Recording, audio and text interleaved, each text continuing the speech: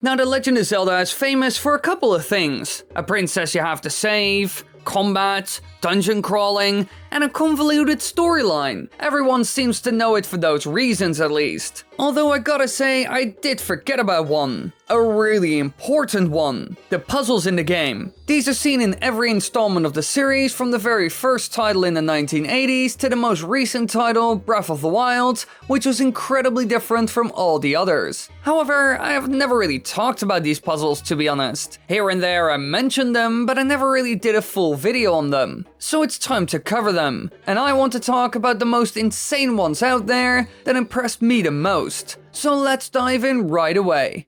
Number 5.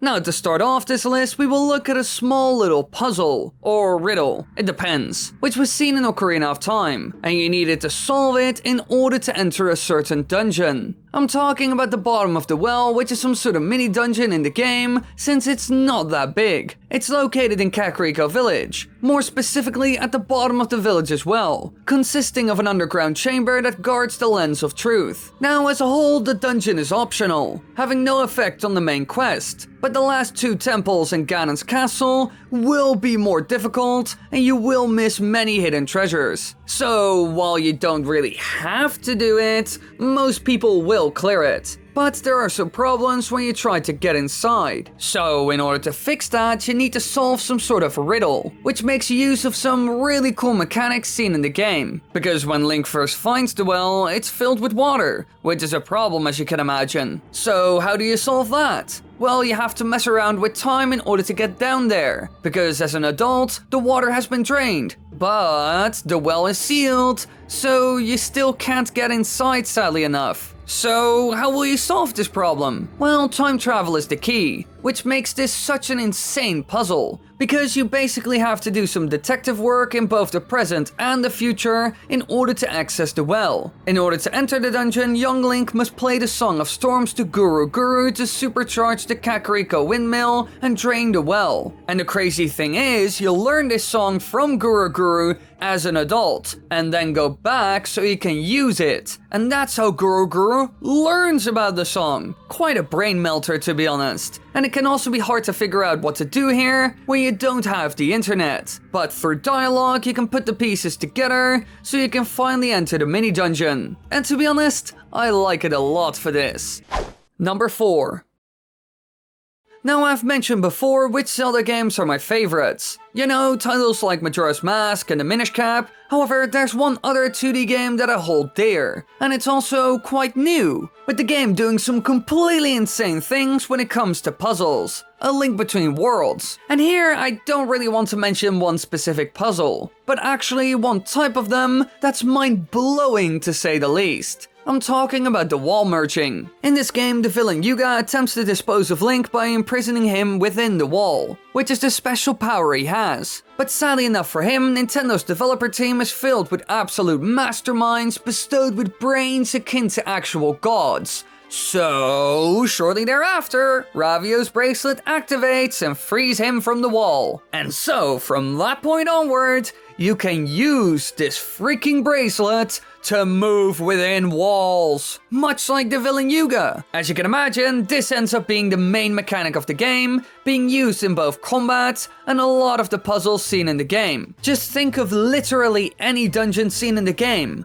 In all of them, you have to use this power to get through it. Heck, right after obtaining it, you can already use it in order to escape the dungeon. So this already shows you how crucial it is in the game. Now, it's used in so many instances that I couldn't give you one that I love the most, but I will mention a very memorable one. Thieves' Hideout, where you have to get into smaller rooms in order to get through certain portions, but they're blocked off by bars. However, luckily enough, you can slide past those with the wall merging, and this already shows off why it's so good. The whole mechanic changes how you look at the world, and in general it gives you a lot more options for solving problems and exploring certain areas. The puzzles and things that make use of this mechanic are great, and bring a whole new thing to the game, as well as a real old 2D vibe, which is certainly a plus. Number 3. As we move down this list, we get to another great 2D Zelda game that's for sure among my favorites ever made by Nintendo. Zelda the Minish Cap, a game with beautiful art and animations, one of the most annoying companions ever, and the best villain in the 2D games ever. But that's not what we're talking about today, because I want to discuss one of the most famous puzzles in the entire series, the Ice Puzzle. It can be found in the Temple of Droplets, which is the 4th dungeon of the game, being a Minish-sized temple in a block of ice in the middle of Lake Hylia, accessible with the flippers. Now this place is largely frozen over, with certain items encased in ice blocks and many floors slick with ice. But the temple also has a lot of skylights that can be opened to let in sunbeams, which can then be used to melt some of the ice. However, an item known as the Flame Lantern can also be used for this, as well as some other things. And all of this is frequently used in the puzzles seen in this place. That's the entire concept of the dungeon, playing around with ice and light that can melt it in order to obtain all the stuff you need. And while the puzzles in this place are really cool and all, there's one that's the best for sure. The ice block puzzle for the big key. To be honest, it's not that difficult, but that's kind of what I like about it. Some ice puzzles like the ones in Twilight Princess can get very frustrating. However, that's not the case with this one, but it's also not completely brain dead. Personally, I think it works well because you can see it better in this 2D perspective, which isn't the case with the 3D games. And I gotta say, this is my favorite puzzle in the Minish Cap. It's simple, but it works incredibly well. Although I gotta say, near the end of the game, there are also some really good ones. Number 2. Now, in a lot of ways, Breath of the Wild changed the Zelda series for good. In a positive way, in my opinion. It even had an impact on the video game industry as a whole, since it sold so well and solved a lot of the problems open world games had. Ubisoft. But there was also another thing they worked on a lot with this game. The physics engine and mechanics, which are seen all over the place. Think of stuff like metal items conducting electricity, and items like trees and boulders falling and rolling realistically. And of course, this was used in the game's puzzles, in places like the Divine Beast dungeons and shrines. Now in these places we encounter a lot of different puzzles and challenges, which are all absolutely insane, and I love them for it. That's why they're part of this list, because number 2 is dedicated to all the physics-based puzzles seen in the entire world. They are great for 2 reasons. First of all, a lot of them make sense, since they're based on real life in a way. Thanks to this, you can usually find an answer for anything that's thrown at you by the game, which makes it all feel very natural. Now the second thing that makes them amazing is the fact that there are multiple answers to almost all the puzzles and even scenarios seen in the game. Just think about it. We have all seen someone in real life or on the internet solve a dungeon or shrine in a very interesting or creative way. That's what's so cool, the freedom of it and how logical it is. And this title is filled to the brim with stuff like this. Number 1.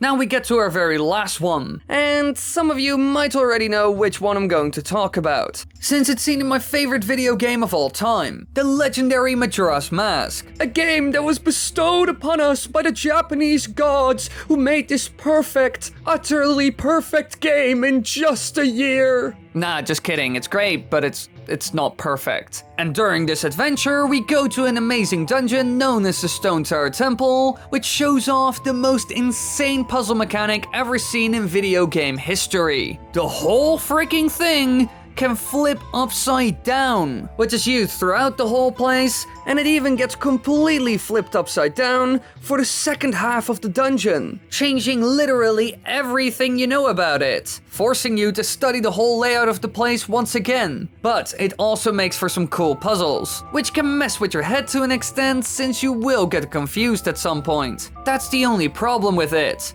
The whole dungeon is tough, and a lot to take in after the quite straightforward Ikana Castle. But what's cool is that when you go through it again, you will see certain things that didn't really make sense when walking through it the first time. But now that it's all flipped upside down, those things are crucial, and you get to see it all from a completely new perspective. So I gotta say, it's really cool. And there's one great example seen near the beginning that I want to mention. Here you enter a room and have to use light arrows to flip the whole place constantly, so you can get past stuff like lava and also put blocks in their place. This is a great example of what this cool puzzle mechanic can do. and stuff like that is seen all over the dungeon. It's so out of the box that I love it, although it can be very frustrating and a real challenge to take on.